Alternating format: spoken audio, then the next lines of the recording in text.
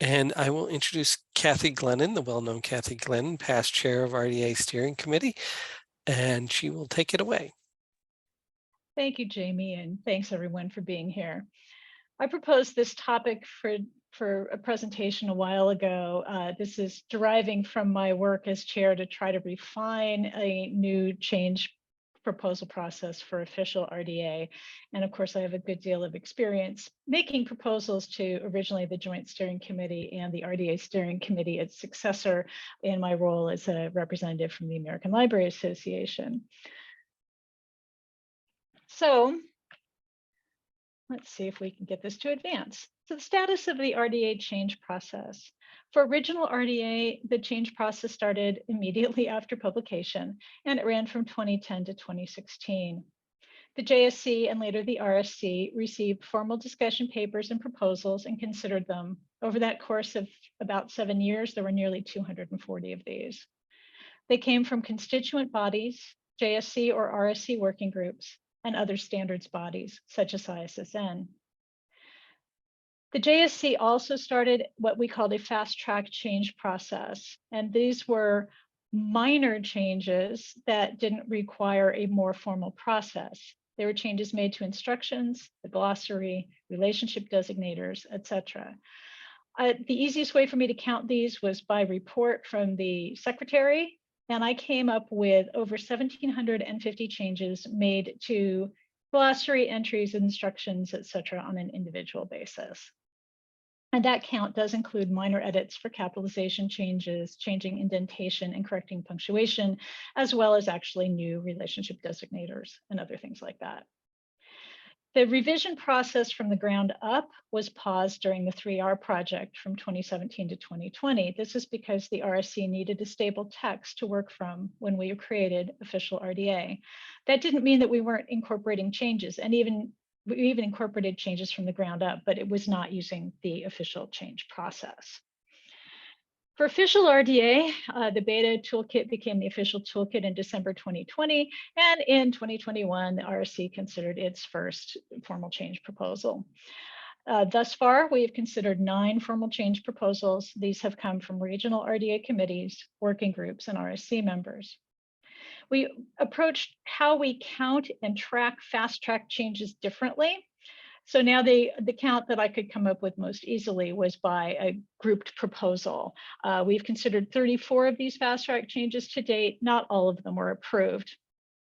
And so this does not count the affected instructions or the elements, and it does not include simple editorial correction. So those numbers are not exactly comparable, but it gives you a sense of the fact that we have actually resumed, and we expect the process to continue.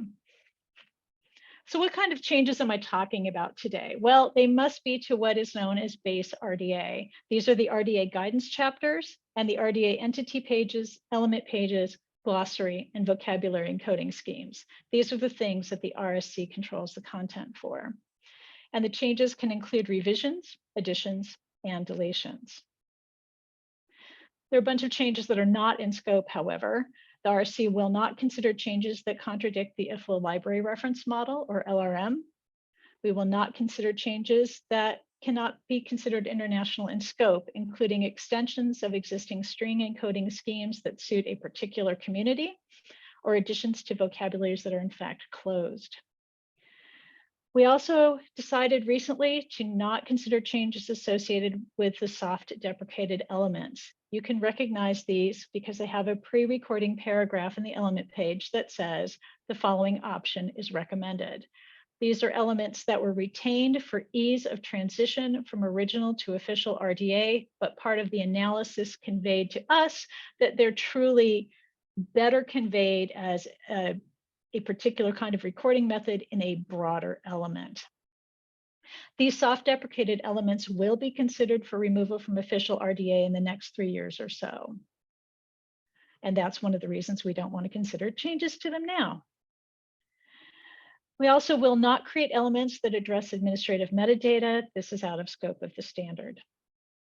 We also don't consider changes to the unconstrained element set in the RDA registry. This was created to take official RDA elements and map them to other standards that are not compliant with LRM. They are not officially part of RDA.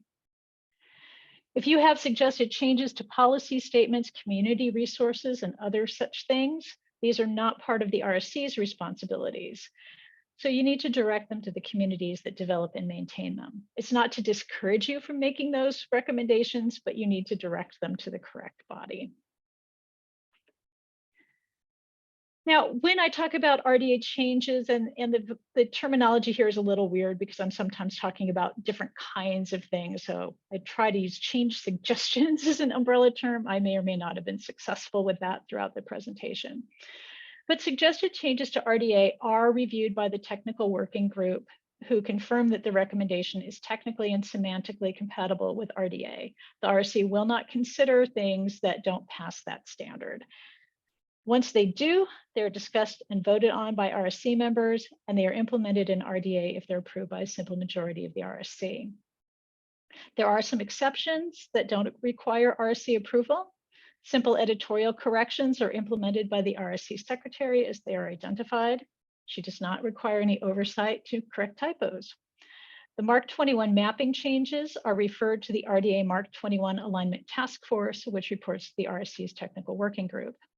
And suggestions about examples are referred to the RDA examples editor, who has the final say on what the examples are and when they are updated, etc. So I've mentioned the voting members of the RSC. Exactly who are these people?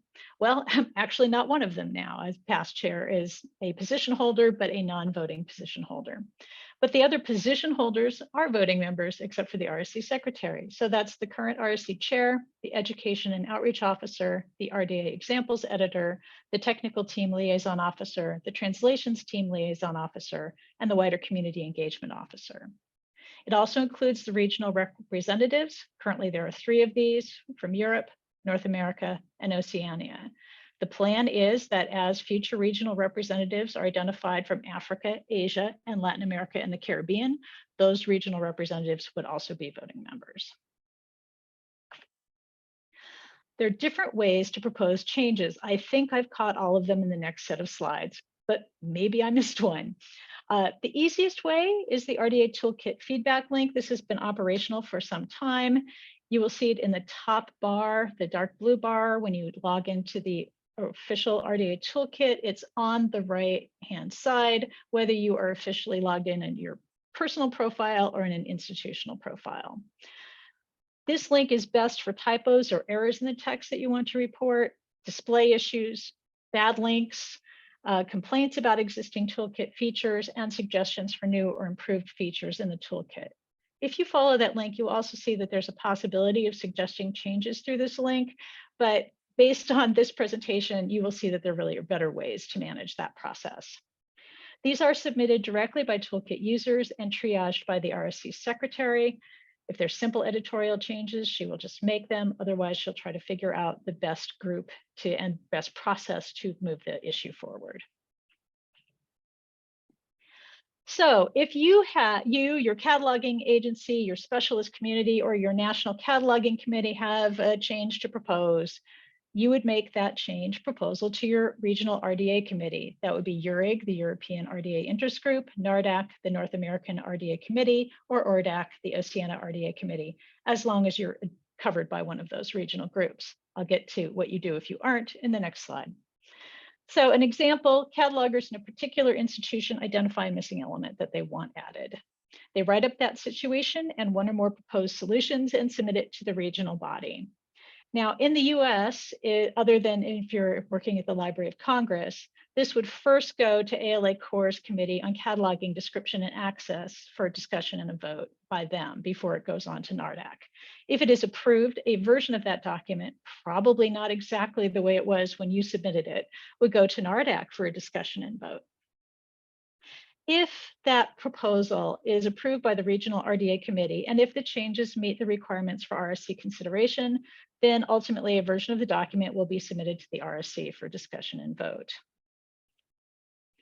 Now, if you don't have a regional committee, that would be currently any RDA users from Africa, Asia, and Latin America or the Caribbean, then you still write up the situation and one or more proposed solutions, but instead of submitting it to the regional committee, you submit it to the RSC's wider community engagement officer or WCEO. And again, if those changes meet the requirements for RSC consideration, then the WCEO submits the document to the RSC. Now, sometimes that's sort of the bottom up. Sometimes things go from the top down. So it could come directly from the regional RDA committee to the RSC, possibly if the RSC representative volunteered their committee to work on a particular issue, or if the RSC assigned that community a particular problem to investigate. In that case, it will be up to that regional community to determine the best way to proceed in terms of gathering feedback from their community. The RSC will not tell regional committees how to operate. And it could also come, instead of from the committee as a whole, it could come from the RSC representative. And there are several examples of that in original RDA change proposals. And those come up if the RSC representative volunteered to work on a particular issue, or if the RSC assigned that representative a particular problem to investigate.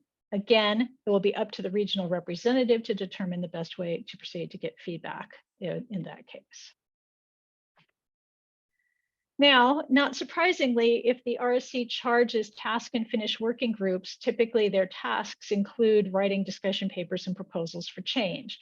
So it's not surprising that change suggestions come from task and finish working groups. These are submitted directly to the RSC chair. And if those changes meet the requirements for RSC consideration, then the chair submits the document to the RSC. It also can come from information standards groups. This is typically in relation to retaining alignment between their standard and RDA. These two are submitted directly to the RSC chair.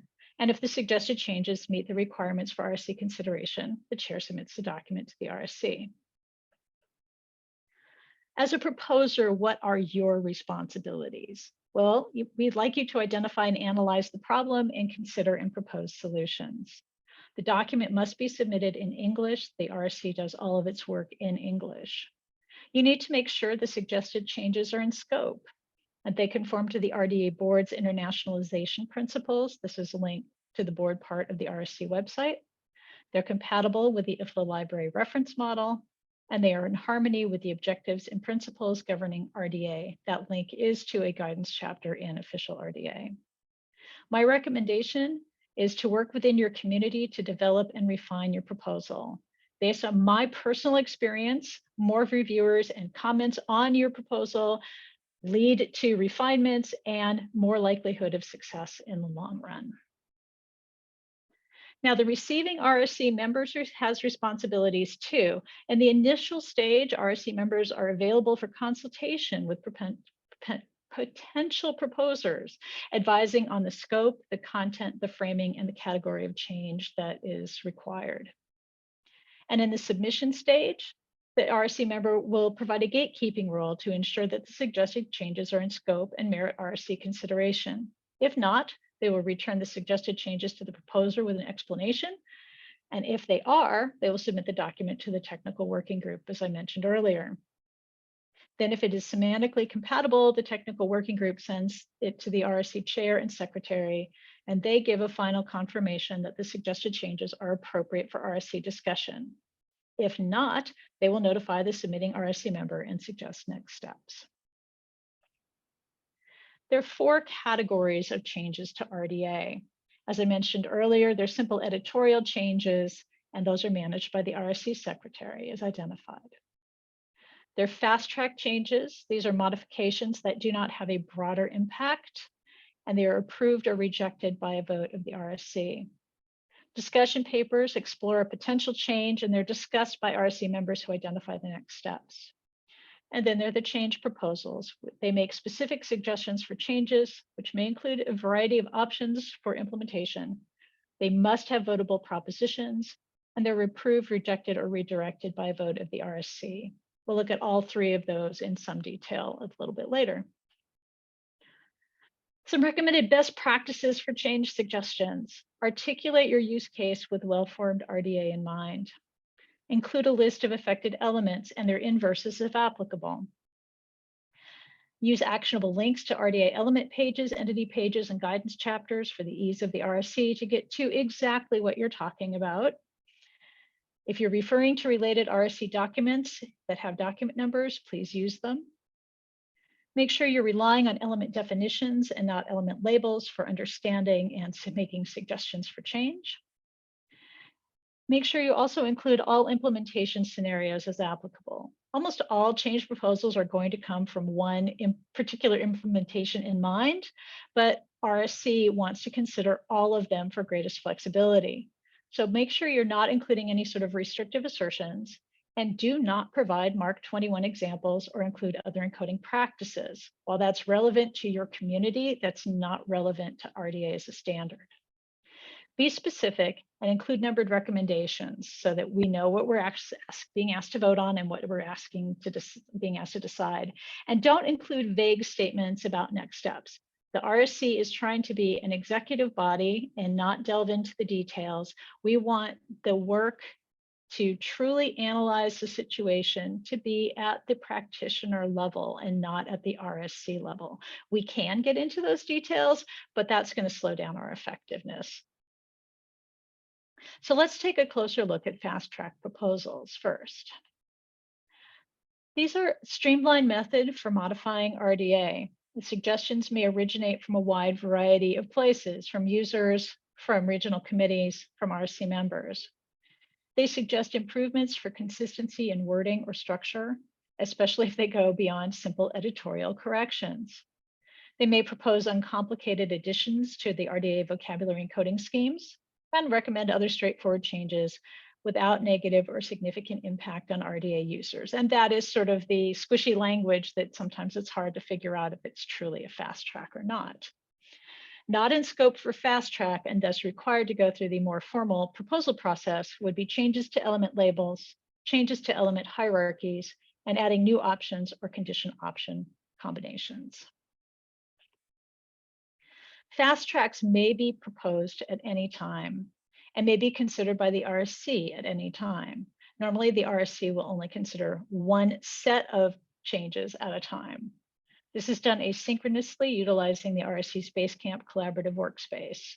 Typically, we will discuss a fast track change for 1 week, which will be followed by a week-long voting period. The timing of fast track considerations depends on the overall fast track queue and the overall workload of the RSC. And so the timing is determined by the RSC in consultation, by the chair in consultation with the RSC secretary to make sure that we're not overburdening RSC members with this process. All RSC voting members are expected to participate. No written responses are required. Regional consultation on fast track changes it's possible, but it's at the discretion of the RSC regional representatives and needs to be in the stated time frame.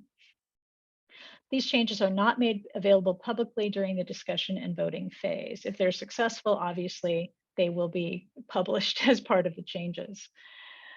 Any RSC member may request a referral to the proposal process instead during a fast track discussion. If this happens, then the fast track is not successful and it needs to go to the more formal process. I've included this summary about what the RSC expects to see in a fast track proposal, but we really don't expect to see them from RDA users. We expect them really to come from within RSC members. But just so you know what we need to know before we make a decision, we need to know what you want to call this. What element label are you addressing, or what is a quick summary of what is the proposed change? Who's bringing this forward? What is the change? When we see these, we want these to be as short as concise as possible. Make it easy for the other RSC members to see what change is proposed. We really want to see the process of how you got to this change and showing your work so that people don't have to go down that path themselves, that they can see what you've considered. And you might say, well, we thought about X, but once we went down that path and it was really a bad idea. And then number recommendations if there's more than one. The RSC expects to have a marked up version showing the changes and a clean copy. We would like to have background if it's needed for context and a rationale also if it's needed. When it comes to outcomes and implementation, the RSC decides whether or not to accept it as it is or to revise it, which might be accepting with revisions suggested during the discussion period, to refer to the formal proposal process for a fuller review, or to outright reject it. The RSC Secretary tracks the discussion and vote and summarizes any significant issues raised during the discussion in case the RSC needs to act on some of those. She also records the final decisions in an official RSC document. Changes resulting from approved fast-track proposals are implemented in the next appropriate toolkit release, which might not be the next release. And as I mentioned earlier, these are listed in Toolkit's Revision History tab by release. So a closer look at the next stage, discussion papers. The purpose of a discussion paper is to raise topics for RSC consideration before the formal proposals are prepared. They might suggest a need for investigation of issues related to RDA development. They might identify issues related to other standards. They may raise and address other questions, etc. Discussion papers are the recommended first step if you have suggestions that would require substantial changes to RDA. This allows for RSC discussion and refinement of the issues at hand. Discussion papers include an abstract that explains the purpose, a background statement, an explanation of the issues under discussion, and they may include tentative recommendations if the proposer wants to get a feedback on if X or Y. They should include an analysis of the impact of making the potential changes. They should include a list of additional considerations and discussion questions. Any options presented need to be presented as something that can be voted upon.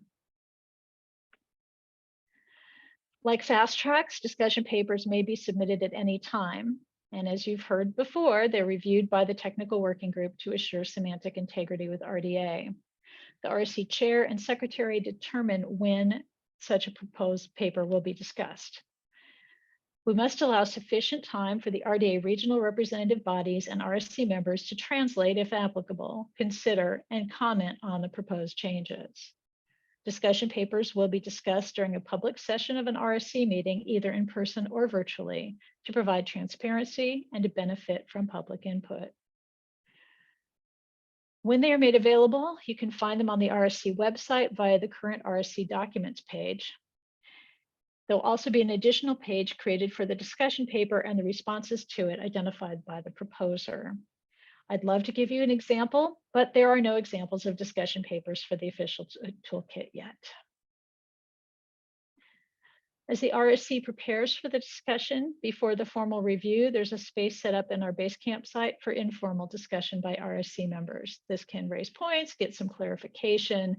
If you didn't say you considered X, somebody might ask you if you'd considered X as a solution. And that helps the RSC focus its very precious meeting time on really trying to address the issue and not do a lot of background gathering. Also, before the formal review, the regional representatives have some focused time to consult with their communities and committees.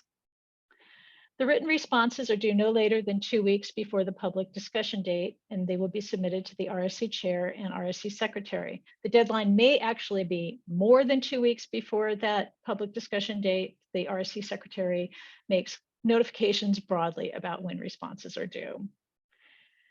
Responses are expected from all RSC voting members, except for the submitter or the submitter's community, because presumably their vote is already known by the existence of the paper. The RSC chair, whose role is to break ties and therefore probably does not need to be, sort of in facilitating the discussion. And any position holder who has contributed to a regional committee's response. So if a NARDAC member participates in a CCDA or CCC response and contributed substantially to that response, then they are not expected to also provide a written response. It's sort of the don't vote twice situation. If that is the situation, however, that member is expected to notify the chair and the secretary as to why there's no response. We can also accept written responses from RSC users, either as individuals or groups. This is optional and obviously has to be in that same announced timeframe. Now, the discussion paper may be revised based on feedback received. Any significant revisions may lead to a change in when the paper will be discussed by the RSC, keeping those timeframes in mind about consultation and translation. The formal discussion by RSC, well, the RSC will consider the proposed changes and choices among the options if applicable, and the responses from the regions, the RSC members, and any other RDA users, as well as comments from in-person observers at the RSC meeting, and of course, the discussion by the RSC in person. The submitting RSC member may withdraw the discussion paper at any time prior to the RSC's final decision. And this would be if you really think it's not going to be successful and you know that more work needs to be done, you as the RSC member could just say, you know, let's just not even vote on this. I've got to see where it's going. If it's voted on, the RSC members will determine the next steps because it is nothing that can be implemented at that stage. So the outcomes, the RSC will decide perhaps to refer back to the proposing group or individual for further development or investigation. That might include changing the discussion paper into a formal proposal based on the discussion. Might refer it to another appropriate group for more work. Let's say a bunch of technical issues came up that we think the RSC technical working group might be the best place to take it next. It could be deferred to a later date, or it could be outright rejected. The vote and any adjustments to the discussion paper, that is, if it's successful, will be recorded in an official RSC document. The proposing group or individual will be notified of the outcome, and that would, of course, include advancing a discussion paper to the proposal stage. All right, and now a closer look at proposals. The purpose of proposals is to make a formal recommendation to add, amend, or delete RDA content. Any such proposals must be based on the latest release of the English language version of RDA from the official RDA toolkit. And as mentioned earlier, this might be the next step from a discussion paper. Proposals include an abstract that highlights the major changes of the proposal, a justification for the suggested revision, including a statement of the issues requiring resolution. They also need to have an estimate of the impact of the proposal, including on policy statement writers and translators. There should be an indication if other elements or guidance chapters would or might be affected. They need to have clearly identified and numbered recommendations specifying the changes, framed as votable propositions. The RSC needs a marked up copy showing the changes and a corresponding clean copy. We followed the convention longstanding in the JSC RSC of using double underscore for additions and strikeout for deletions instead of word processing software's track changes feature. This is in part an accessibility decision. Proposals may articulate a minority position. This is if they're coming from regional committees. We did not want to prevent regional committees from putting proposals forward, even if there was not unanimity at the regional level. If there is such a situation, the majority vote from the committee can be represented along with a minority position for the RSC to consider. Like the other changes, proposal procedures the proposals may be submitted at any time, and as always, reviewed by the technical working group to ensure semantic integrity. The RSC chair and secretary determine when it will be discussed, same principles as with the discussion papers. We need to allow time for translation and consultation. Will also be discussed during a public session of an RSC meeting. These two are made available on the RSC website by the current RSC documents page. And an additional page will be created for the proposal and the responses to it identified by the proposer. So if you want to see an example, RSC URIG 2021/1 was a proposal to adjust the label, definition, and alternate labels for expression relief type. When the RSC prepares for the discussion, a space is set up in the Basecamp site for informal discussion by members, and the regional representatives, as with discussion papers, consult with their committees or communities. Written responses are due in the same time frame as with discussion papers, and responses are expected with the same set of expectations and exceptions, and RSC users may also comment. The one difference between proposals and discussion papers on this slide is that any responses must state whether the proposed changes are accepted or not, with an explicit response to each recommendation. As with discussion papers, proposals may be revised based on feedback, and any significant revisions may lead to a change in when the proposal will be discussed by the RSC, keeping the translation and consultation timeframes in mind. For the formal discussion, the RSC considers the proposed changes and choices among the options if applicable, the responses from the regions, from the RSC members and other RDA users, and comments from in-person observers at the RSC meeting, and of course, RSC members' own discussions. Revised or updated proposals may occasionally be presented during the RSC discussion in the meeting. This would be an outcome of some of the feedback received in the leading up to the formal response process and up to the actual discussion. When this occurs, the RSC will be clear in their deliberations about which version of the proposal is under discussion, and based on the feedback, may decide to postpone that discussion until a future meeting. The submitting RSC member may withdraw the proposal at any time prior to the RSC's vote. And that might be if it's very clear that it really needs to go back for significant revision, or if it's pretty clear it will be rejected, maybe there's an alternative to explore. If you need to have the finality of a vote, that's certainly a possibility, but it can also be withdrawn. The proposal outcomes the RSC may accept, revise based on feedback and discussion, refer to a group or individual for more work, or outright reject. The vote and any adjustments to the proposal, if it's accepted, will be recorded in an official RSC document. The proposing group or individual will be notified of the outcome, and the RSC member who submitted the proposal will review the related RSC decisions document before it is posted on the RSC website, just to try to make it sure it's as accurate as possible. When are proposals implemented?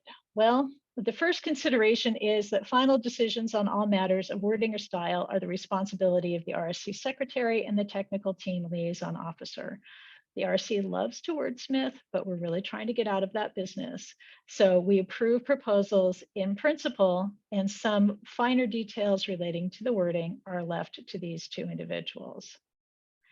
Changes resulting from approved proposals will be implemented in the next appropriate toolkit release, which may not be the next actual release based on additional workflow considerations. That might be the nature of the next release. It might be how long it takes to make those changes in the underlying CMS and the RDA registry, and so forth.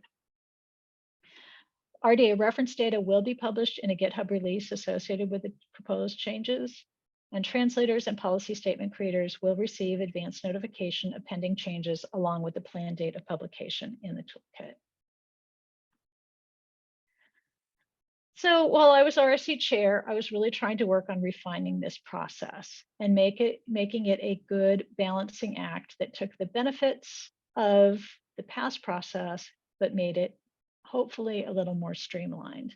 This is a balancing act, and it's one that could continue to be refined by the RSC as we get more experience with this.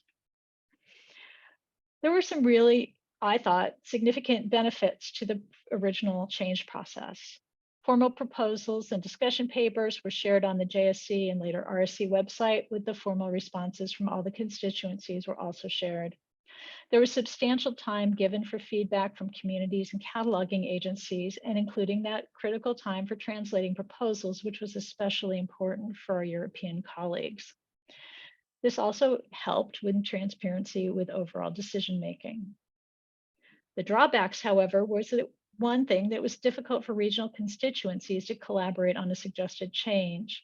While I was the ALA representative, I worked with the Canadian representative to create a joint discussion paper from our two communities about, I don't even remember what it was now. This was not an easy thing to figure out how to do, because the structure of the whole process was driven by a single constituency sending things forward to the international body for consideration. And we had to work around a lot of sort of oddities to try to make that work. The original change process really had no opportunity for any informal discussion in advance among JSC or RSC members. So any points of clarification or did you really mean that? I really had to wait until a formal response and then discussing the formal response. And this is not the most effective way to move forward in trying to make decisions. And of course, the timings associated with the translations of the proposals and getting the feedback combined with the annual meeting schedule that the JSC and RSC had originally meant that substantive changes to RDA could only be considered once per year. So what does this updated change process look like? Well, it was critical from my way of thinking to retain the transparency. So formal discussion papers and proposals need to be shared on the RSC website along with responses to them. Deliberations and votes will be held during public RSC meetings, and outcomes will be posted on the RSC website as soon as practicable. We've tried to encourage less formality in responses with an indication of simple agreement with no other changes or suggestions being an acceptable official response. This is instead of a document that formally thanks the proposer and then states agreement, which was the standard in JSC days. We're doing our best to support this informal discussion among RSC members before the scheduled deliberation to help strengthen the decision-making process. And of course, these can be considered at any of the RSC quarterly meetings as appropriate.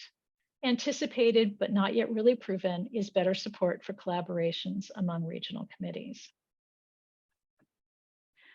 So I titled this section a closer look because there was no other good summary of what I'm going to throw at you now.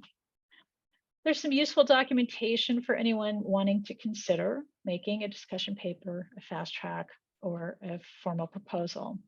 The RSC has 8 operations documents which articulate our processes. These are reviewed and updated as needed on an annual basis. The 2 germane to today's topic are RSC Operations 4, which is policies and procedures for updating RDA content, which was where most of the content for this presentation came from, along with RSC Operations 5, guidelines for discussion papers, proposals, and responses to them. The RSC has considered perhaps making some sort of template or generic proposal available for people to consider as when they're looking at these. To date, we have not done that. So instead, I would recommend that you look at successful post-3R proposals to see what they look like and how they present issues. One of those might be RSC Secretary 2022/1, which was a proposal to improve consistency in supertype elements. Now, you've seen a lot of RSC document numbering in this presentation. I thought maybe you'd like to know how this all works. So all documents bear standard information in the upper right-hand corner of each page with the following elements separated by slashes. First of all, RSC, then a brief name of the proposing individual group, like chair, you saw RSC secretary, you saw URIG, there's NARDAC, the year, and then a sequential number from the individual or group by year, the date of the document in the form day, month, year. Yes, Americans, we should be doing this just so everybody's clear on what date we actually mean. A page number and an appropriate extension if the document is a response or revision. You'll see examples of that in a minute. I will note that there is no distinction in numbering between discussion papers and proposals since 2019. This is a change from the JSC procedures, which had different sequential numbering for proposals versus discussion papers. And all JSC proposals were sequential by the initial thing, which is now RSC, but more recently with 6 JSC. ALA had, I believe, 45 discussion papers during that initial revision period. They were all numbered sequentially and no indication of the year was given. So this is a change.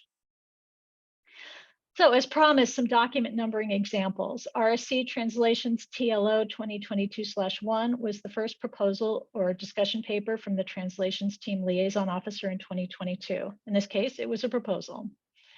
The NARDAC response takes that base number and adds NARDAC response at the very end. That last example, the RSC Decisions Rev 2, that is the 3rd revision of the final RSC decisions document arising from that proposal. Why was there a 3rd revision? Well, as the first RSC decisions document was published on the website, then we realized it needed some updating. So RSC Decisions Rev 1 was created and published on the RSC website. And then with more revision and looking at it, we realized, oh, really, it needs to be, Rev 2 needs to be issued. And so Rev 2 is actually the third revision, well, the second revision, the third version of the final RSC decisions document arising from that proposal. So if you want to know the final decision and there's a series of RSC revisions with a /rev, always take the highest number. That's the one that's the most recent. Now, RSC Secretary 2022/4 was the fourth proposal or discussion paper from the RSC Secretary in 2022. In this case, it was a proposal. As an outcome of the initial discussions and questions, etc., she issued a revised version of the proposal for the RSC to consider at the meeting. So RSC Secretary 2022/4/Rev incorporated changes that and questions that were answers to questions that were raised during that initial period. And this too had the RSC decisions document needed to be revised once after it was first published. I thought you might also appreciate seeing an actual example of a few things that I can walk you through. So there's a 2022 fast track example here. FT 2022-01, these are internal numbers for the RSC to use tracking. It was called place, preferred name of place, non-preferred script. This was in January of 2022. The topic originated from a comment on RDAL the previous year. And the RSC discussion as it got going included a significant revision from one of the voting members, and one that once we saw it, we thought, oh yes, we want to do that. That's exactly what we want to do. Then the procedure kicked in. Well, this is a substantial change. It hasn't been shared, but it seemed like substituting that was not the best way to proceed. So we ultimately decided to reject that version and try again. So a few weeks later, we got FT 2022-02, which was a revision of exactly the same thing. And it was identified as a follow-up revision. In this case, no additional comments were made because this proposed change incorporated the suggestions from the earlier discussion, and everybody was pretty happy with that. So we voted to approve it, and the changes appeared in the March 2022 release. Here's an example of a proposal from 2021, RSC Technical Working Group 2021/1, a proposal for realignment of expression to expression relationship elements. This proposal arose from the Technical Working Group's analysis of the alignment between RDA and IFLA LRM. It contained 9 recommendations. Most were changes in the alignment and hierarchy of elements for relating to expressions. This was shared with the RSC and published on the RSC website in June of 2021 and discussed during the July 2021 asynchronous RSC meeting. As with that secretary example I gave you on the previous slide, revisions were made as a result of the RSC discussion twice.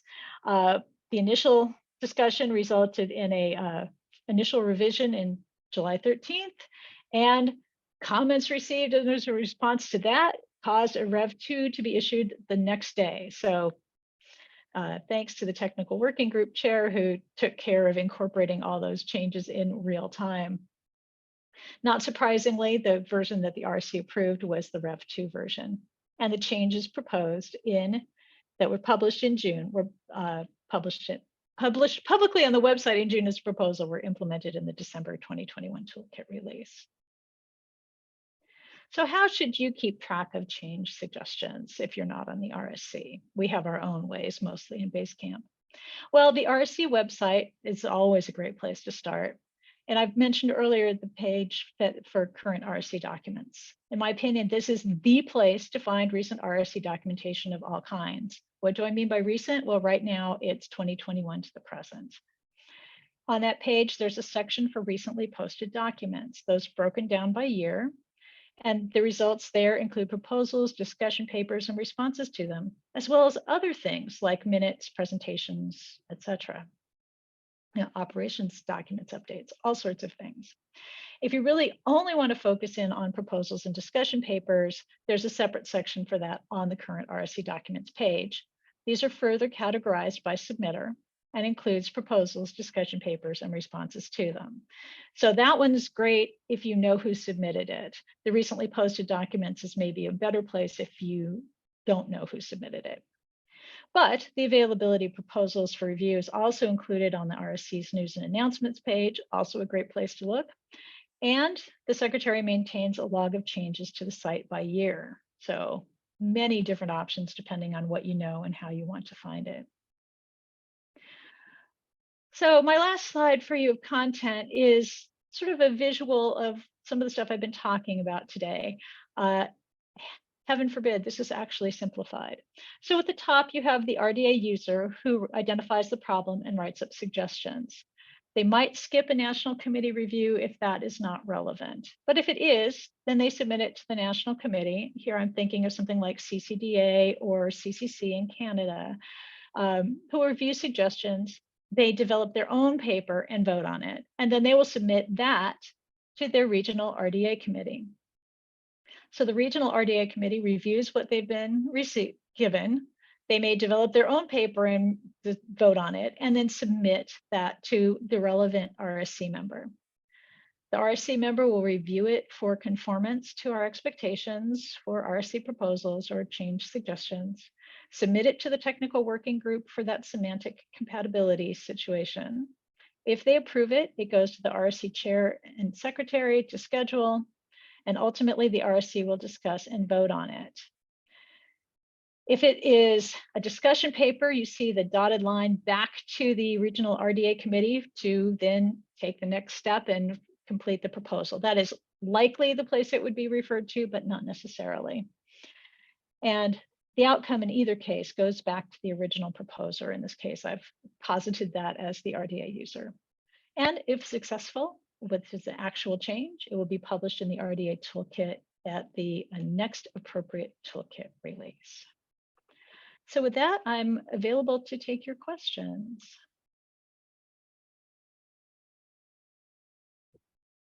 All right, thank you, Kathy.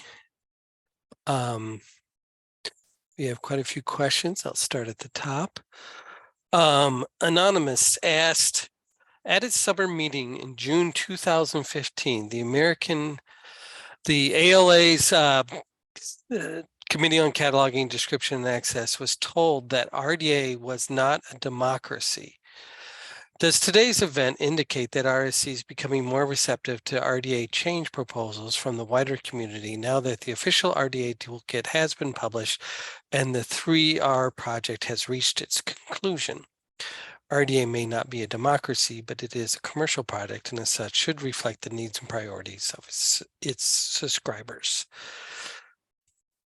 The proposal process is a long-standing expectation from the JSC and the RSC. There really is no change in that. The 3R project, as I mentioned earlier, needed to pause that so that we were working on the significant change to the toolkit with a more or less stable text.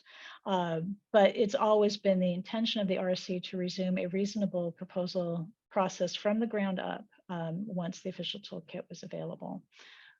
So I hope that answers, yes, we want to hear from users about how to improve this product and the standard. But as I said, things need to be in scope as well. All right. Keith asks, what constitutes a closed vocabulary? There are VESs in RDA that claim to have complete coverage of scope, but have definite obvious gaps in them. I don't have an example offhand. That's the problem. I'm relying on existing documents for this. But there are certain ones that are closed in scope. I believe they're related to the RDA Onyx framework. So anything that would be considered an extension of the RDA Onyx framework would be a closed vocabulary, and this would not be available to expand unless you change the RDA Onyx framework as well.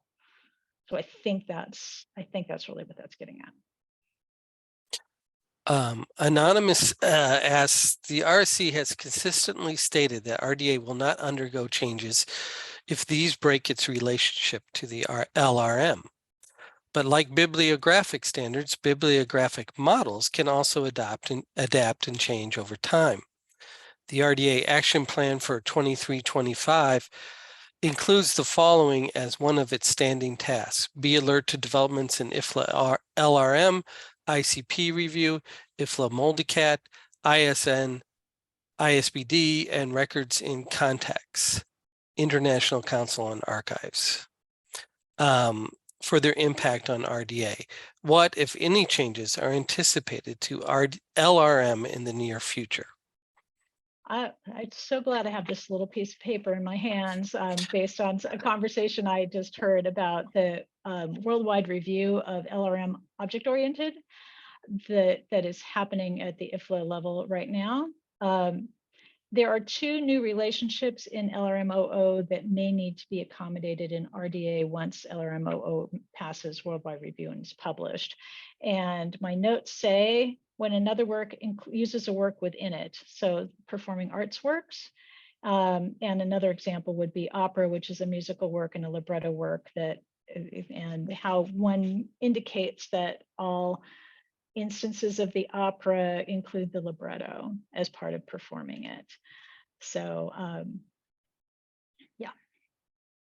Okay. So that's the kind of monitoring that various RDA groups keep an eye on. Can a discussion paper? Sorry. I'm sorry. Next one. Okay.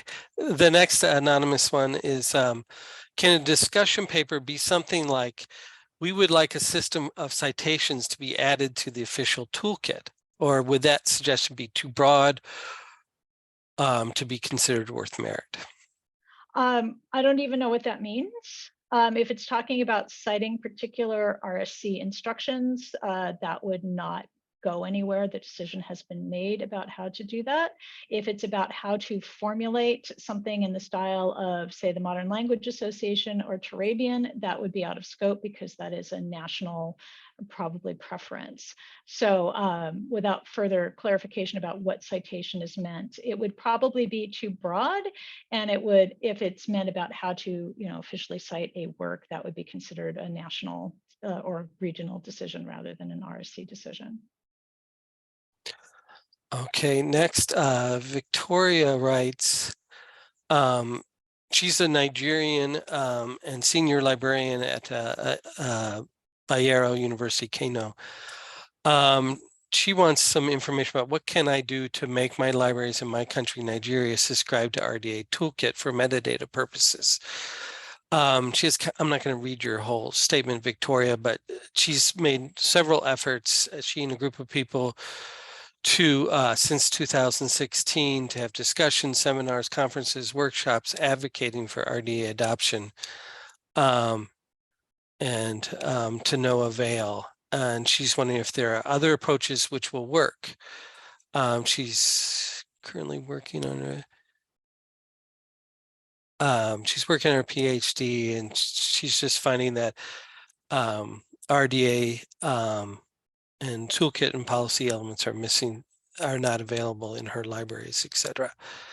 So that's kind of a broad question, but I'll let you respond to it and then I'll comment. Oh, well, I was going to say things about access to the toolkit and things like that are really in Jamie's area rather than an RSC. The RSC is definitely concerned about and interested in finding ways to make the toolkit available in places like Africa and Nigeria in particular, but particular concerns should be raised with James.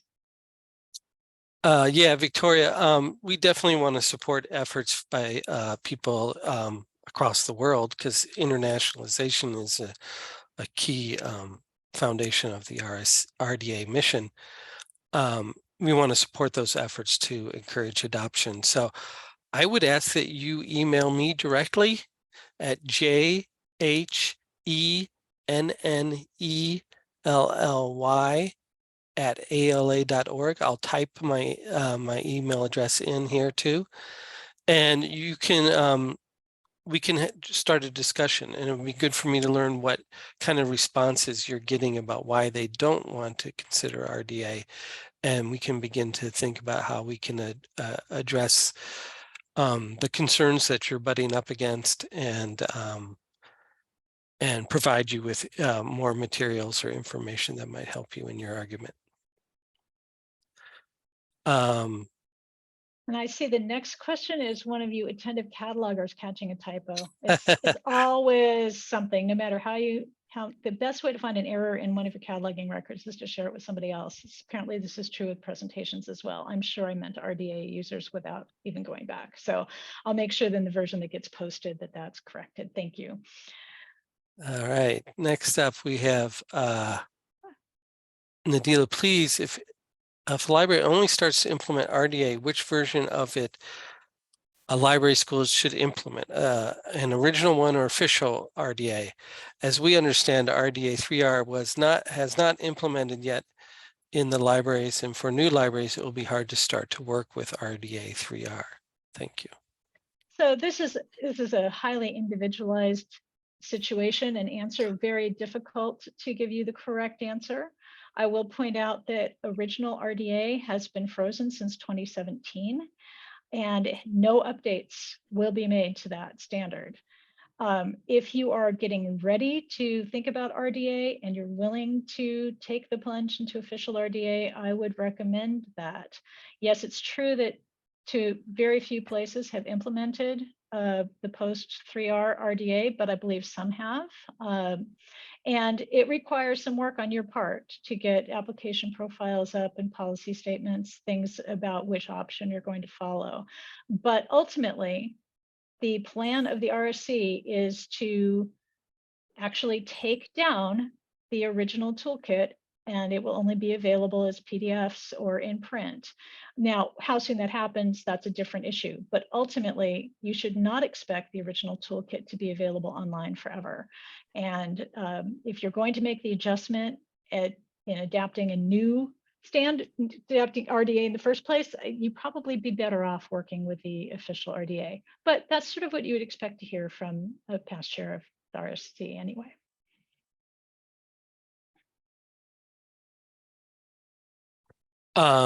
There's one more question that popped up that was kind of directed at Danielle, who asked about getting copies of submitted feedback through our submit feedback button. And there is a spreadsheet, but only someone asked about the spreadsheet mentioned. There is a spreadsheet, but I'm the only one who sees it. Yeah, it's for internal use, which I think is probably better for everyone because it contains a lot of spam, et cetera, that comes through too in that submit feedback button that no one wants to see. And the RSC secretary will triage if there are multiple suggestions for the same thing. We take care of that as well. Yeah, there's a lot of duplication too. Oh, okay. One more question here. This will be our last. Are there any proposals being made or currently in the works in response to the recent PCC preliminary test results? I'm not aware of anything, and that would be something to direct to PCC and NARDAC. I believe they still need to identify the issues. I believe the focus of their testing was on the supporting documentation from PCC rather than on the content of RDA, but there may be some things there, if there are, that will make its way through to CCDA for content and discussion and voting. Okay, I want to thank Kathy for this excellent presentation. Thank you all for attending. Our next webinar will actually be, I believe, next week on Monday again, the NARDAC meeting. So the last question might be a good one to put forward at the NARDAC meeting. And I will see you, hear you, join you all next week then. Thank you very much. Thanks, everyone.